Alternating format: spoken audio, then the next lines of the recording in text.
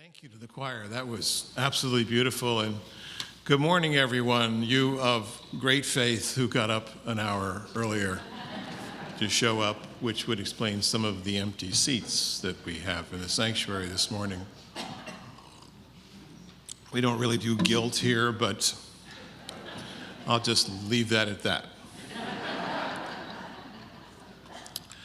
The great African-American poet Langston Hughes. Let America be America again. Let it be a dream it used to be. Let it be the pioneer on the plain, seeking a home where he himself is free. America never was America to me. Let America be the dream the dreamers dreamed. Let it be that great strong land of love where never kings connive or tyrants scheme. Let anyone be crushed from above. It never was America to me.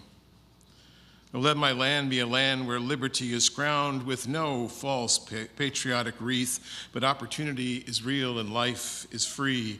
Equality is in the air we breathe. There's never been equality for me, nor freedom in this homeland of the free. Say, who are you that mumbles in the dark, and who are you that draws your veil across the stars? I am the poor white fooled and pushed apart. I am the Negro bearing slavery's scars.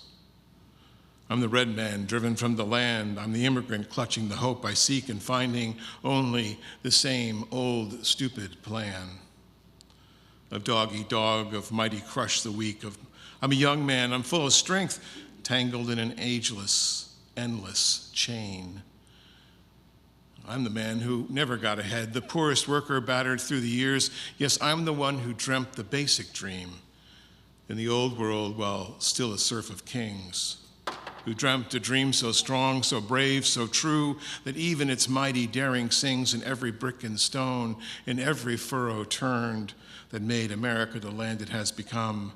Oh, I am the one who sailed those early seas in search of what it meant to be my home, for I'm the one who left dark Ireland's shores and Poland's plain and England's grassy lea. And torn from black Africa's strand, I came to build a homeland of the free. The free? Who said the free? Not me. Surely not me. The millions who are on relief today, the millions that are shot down when we strike, the millions who have nothing for our pay, for all the dreams we dream, for all the songs we've sung, for all the hopes we've held and the flags we've hung. The millions who have nothing for our pay except the dream that's almost dead today. Oh, let America be America again, the land that never has been yet, and the yet must be the land where everyone is free. Who made America? Whose sweat and blood, whose faith and pain, whose hand at the foundry and the plow in the rain. Must bring back our mighty dream again. Sure, call me ugly names if you choose. The steel of freedom does not stain. For those who live like leeches on other people's lives, we must take back our land again. America. Oh yes, I say it plain, America never was America to me, and yet I swear this oath, America will be. Out of the rack and ruin of a gangster's death, the rape, the rot of graft, the stealth, the lies, we the people must redeem. The land, the mines, the plants, the rivers, the mountains, and the endless plain, and all the stretch of those great green states that make America again. I begin with that poem by Langston Hughes, which was written in 1935. 1935. And those words are still true today, perhaps even more so, while we wait for the gangster's death.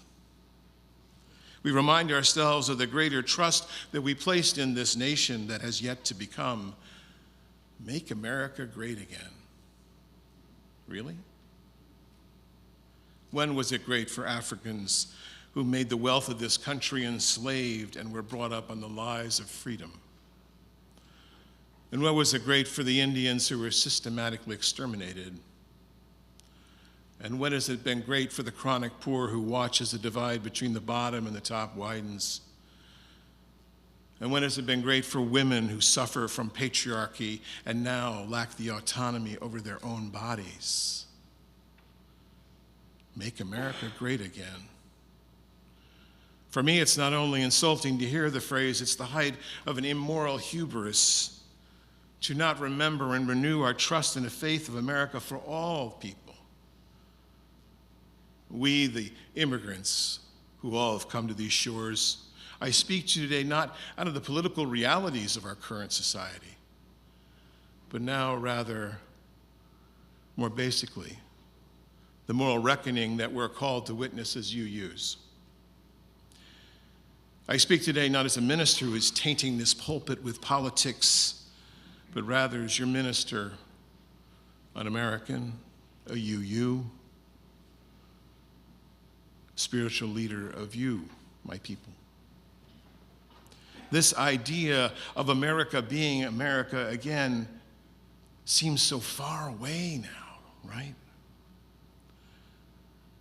But here we are, a people of values with love at the center of all we do, and here we are now wondering, how can America be? How can we become the country that we were promised to be? And how can we as a people still have faith in a democracy? My grandfather, Edward Morehouse, warned me of this polarization 50 years ago when I was just a little kid. Born to a Unitarian minister, my great-grandfather, the Reverend Daniel Webster, by the way. Raised by my grandmother, feisty Southern woman, my grandfather had made a name for himself as an economist, working on the labor movement as it was just being formed in the 1920s. He lived in rural Wisconsin, later to be the home of Joe McCarthy. Say it ain't so, Joe. The heartland, where even now there is a battle brewing for the soul of America. And he would speak of the Great Depression in which he served, and he would talk about the rise of the KKK, the Ku Klux Klan. There are two great rises of the KKK, maybe three. After Reconstruction, and when the federal government abandoned the southern states, and the Ku Klux Klan came to restore the racial order of white supremacist culture. And the second rise in the 1920s, feeding out of fear that immigrants were taking white jobs as the rich got richer and the poor got poorer. Do you see a pattern here, friends? Amen. We're living it again. And Woodrow Wilson, who had led us through the Great War and haltingly supported women's suffrage, was an avowed racist. And it was in that specter that the KKK reemerged in this boom of wealth for the rich. They said the country had lost its way, not because the rich were getting rich, but because the poor and the immigrants were here on our shores. And so powerful was the Klan, and you can find pictures of this online, that they marched down Pennsylvania Avenue in full regalia for hours. And the dark times continued. In the first Red Scares, it's known, Wilson's Attorney General Mitchell Palmer led an opportunity, as he saw it, to weed out those who were not friendly to the president. Does that sound familiar? And it would take the crisis of the Great Depression and the World War before we found our way slowly, haltingly back to hope again. And that's why when FDR said we have nothing to fear but fear itself, that's where that comes from. Because it was the fear that silenced so many Americans. As we see happening today, not only in corporate America, but now on the campuses of our great universities. And my father, my grandfather's son, who spent his life fighting the excesses of corporate power, would be rising from his ashes indignant that this is where we are.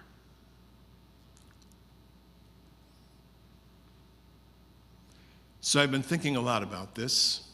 It's been troubling me greatly. I feel on my worst days that we are in the midst of a moral abandonment. And I'm finding it hard, to be honest with you, to find hope. And I'm reminded over and over again of how powerful fear is in our lives, right?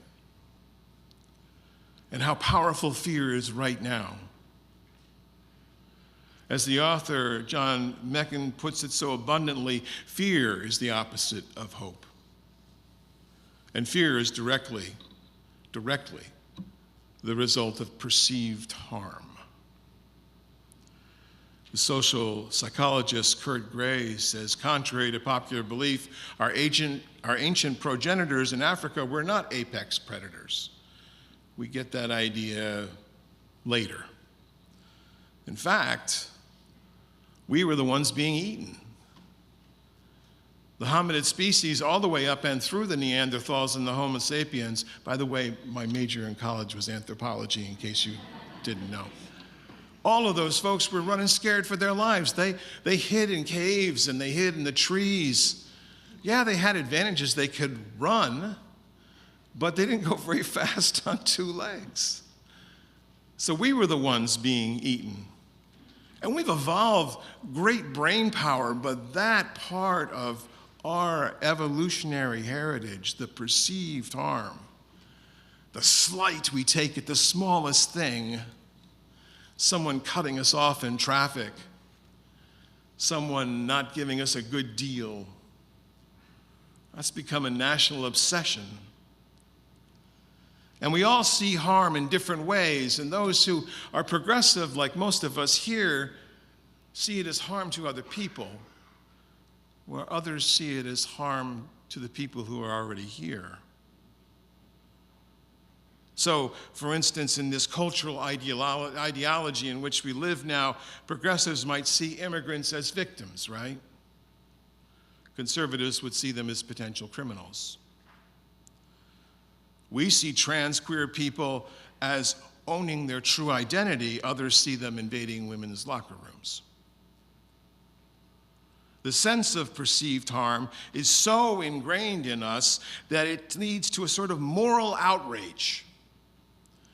And that's where we get this feeling of moral abandonment. Friends, I'm here to tell you there is a way forward. I know that many of us are wondering whether this is the end of public moral life. And one of my beautiful, strong daughters said to me just last week, she said, "Dad, is this a series of sensationalist reality shows in some sort of Hobbesian universe?" I'm really glad I sent him to college. Hobbesian universe. No, I told her, we've been here before. And somehow we'll find our way again, although we don't know that way yet. But for you, my beloveds, I want to lay a way forward. I believe that there is a way forward. I believe it's rooted in trust. I believe it's rooted in finding joy, such as we find on a Sunday morning. I believe that we will overcome polarization with millions of other people, one soul at a time. As Adrienne Marie Brown said in her beautiful book, Emergent Strategy, what we give energy to grows. And she also said that we always will do better starting small. America has been this polarized before. I would point to, well, the Civil War. That's polarized. Of course, that had a geographic advantage, as someone pointed out to me the other day. We're here not so much, but red, blue states, purple states like Pennsylvania. The Civil Rights Movement came close, or perhaps Vietnam. The fact of the matter is, there's more purple than the media would like us to know, because that's not how they sell advertising slots. They sell it as one writer said, as conflict entrepreneurs. Love that phrase, conflict entrepreneurs. We vastly exaggerate how much the other side hates us, by the way, just in case you're curious, us liberals. It might be human nature to disparage an outgroup, to think that the other side is stupid. And I know some of you thought this. I know I've thought it. Or evil. But we hugely disparage at our own risk. Because the fact of the matter is, by some studies, 2/3 of this country, 67% of Americans are what one author called part of the exhausted majority. Can you hear me? Who feels like the exhausted majority? And these 222 million people don't want to fight about politics or even think about politics, compared with the remaining 33% who are very politically engaged and who are loud. And that's on both sides, although we hear more from one side than the other right now. And here's the thing. The exhausted majority just wants government to get things done, right? And they want an economy where people can flourish, and we want to be out there helping the world, not setting it on fire. And the fact of the matter is that people who seem that are not like us are facing the same realities we're facing. Fear of the future, trying to keep their jobs, pay the bills, raise families, live into our best selves. One pundit said the other day, what actually may bring this administration down is not any of the things we're doing, but the price of eggs. Maybe. And I realize that many of us want this to civilly end, civility to be re-engaged in the public square. But we may have to wait on that. Because many of you have told me quite pointedly, as you should, we got to do something, John. What are we doing? We've got to do something. What are we doing? So we're doing something. We have started to do something. The fact that you're here on a Sunday morning or watching us online, you're joining a communication and a community that is trying to communicate joy. Why joy? Because joy is what we all need right now. Can I get an amen? Amen. We're joining the New Sanctuary movement, friends. This is a group that's working with immigrants, both to put them in safe places as well as to advocate for them, to go down to Center City and go to court and just sit there and be a presence. We're working with Interfaith Power and Light, who was the recipient of the offering today, and other environmental groups to provide energy to heal the earth. And we're stepping out our plans to those who are unhoused, not just providing them with shelter, but working on the systemic problems of homelessness. We have a safety team. Many of you don't know this. We have a safety team that's drawing up a comprehensive plan of how we can stay safe in this place. What do we do if someone disruptive walks through the door? How are we going to deal with that problem? This is more than fire drills, friends. This is pretty important. All the way down to how we'll deal with ICE if they come knocking on our door someday. We have a new action table. In addition to all the wonderful tables out there, there's one at the end called the action table. You can go there, you can find out something you can do individually, but more important, we're starting to gather the strength together to do things as a congregation. I and some of your leaders were at an event yesterday down in Wilmington, Delaware, a UU event, on how we strategize and help ourselves get the strength we need for the work ahead. I'm a great fan of the organization Indivisible. I think we should start a chapter here at MLUC. It's time. And we need your support now more than ever. This is the second week of our annual operating fund drive. You didn't think I'd forget about that, did you?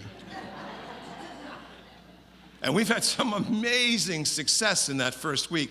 $325,000 towards our goal of $750,000. 1 week.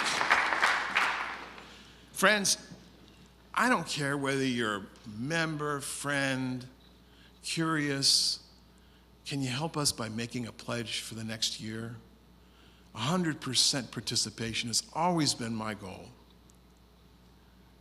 This congregation, which is a cradle of so much hope in a world that seems so bereft of hope, is trying to change the world one community at a time. And it turns out that trust can be reimagined, and I believe that we will have to reimagine how we work and live in the world. I've said this before, but we are living in a time of hope and rage. Hope and rage. The rage is what elected Donald Trump. People, ordinary, hardworking people, at the mercy of an oligarchy that's right out front now, that's monetized every part of our lives, from the cost of eggs to the right to health care. And these ordinary people are not evil people. We've got to get that out of our heads. There are people trying to find an answer. And that's where religion comes in, because we're that third place between a family and a political body. We're the third place where you can reimagine something more beautiful than what exists now, and you can act on that imagination. And maybe that acting is as simple as singing on a Sunday morning, and maybe that acting is reaching out to someone that you've never met yet. Because the importance of imagination, said the scholar Stephen Esma, is that we have a power in it. A power to construct realities that could be, as in the America that could be. It helps us envision an alternate reality where justice does exist, and we dream of our ideals, because if we don't dream of our ideals, we are lost in the quagmire of despair. Now, humankind has forever been coping with crises. Societies are always coping with crises, and they'll do that, as Faulkner said, to the last red and dying evening. But we need to remember that the darkness of our history has been overcoming our past. And I'm thinking of the racism of the 1920s, the destitution of the 1930s, the wars of the 20th century into our own century, and the barbarous treatment of humanity, especially the most vulnerable: children, women, queer people, the poor, refugees, and especially people of color.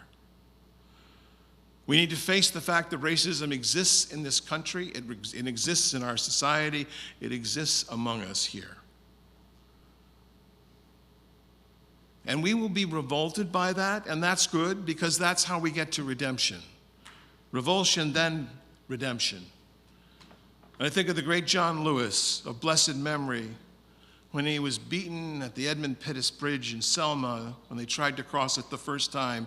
He said, in the final analysis, we are one people, the family, one house, not just the black and white house or the house of the South. We're the house of America. We're playing the long game, friends, in case you haven't noticed. And now I think this congregation is becoming, and I love this phrase, an island of coherence. Because here we can put it together, sort of, right? When a complex system is far from equilibrium, there are always small islands of concurrence, of coherence, that arise in a sea of chaos. This is a physical and chemical fact. It's also a social and cultural fact. We are that island of coherence in which we try to make some sense of the world. And there's more we can do. And I've read some of the things that have been posted recently by you all and others who say, we've got to fight now. We're going to lose our chance. The world's coming to an end if we don't do something now. Friends, I don't believe we can fling ourselves into the Leviathan and come back as anything other than emptied out. I believe we need a prolonged, as the poet Shannon Willis put it, a prolonged soft resistance. Soft resistance. The mycelial strategy of weaving beneath the surface, unsettling rigid structures with slow and, as she said, persistent entanglement. It does not meet violence with mirrored fists, but with supple intelligence, like a willow bending just enough to redirect the force and send it spiraling elsewhere. A soft rebellion is the way water carves stone. Not through brute force, but through patient insistence, through the intimate knowledge of the cracks, and through the whispers of time. We can still believe in freedom. We can trust in freedom, whether it's from the tyranny of our politicians to the tyranny of ourselves. Freedom from reactionary ideologies to freedom from the bathroom scale. All kinds of freedoms. Not long ago, I was talking with a friend about an idea of what America could be. As an African American, he said, I don't see much hope here. And honestly, I had to agree with him. In the short term, I don't think there is a lot of hope. Or as I'll talk more about soon, at best, it's a pessimistic hope. But as I walked to my car, it struck me that we have to believe there's a way forward or there's no hope for hope, right? And I'm reminded of the black feminist scholar Monica Coleman, who put it this way. She said, and this is an African-American phrase you will often hear, particularly from women, we need to make a way out of no way. We need to make a way out of no way. Friends, if you've been wondering what it means to be a Unitarian Universalist, this is it. To make a way out of no way. To hold up the dignity of other people. And we're not truly free, as it's always been said, until all of us are free. And David Brooks put it this way. He said, unity can come only from a common dedication to the experiment of American consciousness. The Jeremiads, the speeches, the songs, the conversations, they're all part of the experiment. The craziness that's happening in Washington, D.C. is part of the experiment. Walt Whitman, always whimsical and always a contradiction, as he himself said, once said that the full flowering of life comes when we embrace the possibility. He said, we need to become life's gymnasium. We need to become freedom's athletes, strong and equal women, courageous men, deep-souled people capable of changing the world one soul at a time. In other words, friends, to trust in America again will take all of us. For as we trust each other, as we trust our neighbors, so we trust our country to become someday, an America that is truly great. And that's my dream, and I invite you to join with me in it and forge your own dream, and together we'll dream a dream. That's the hope. That's the beginning, and the time is now. So may it be, and amen.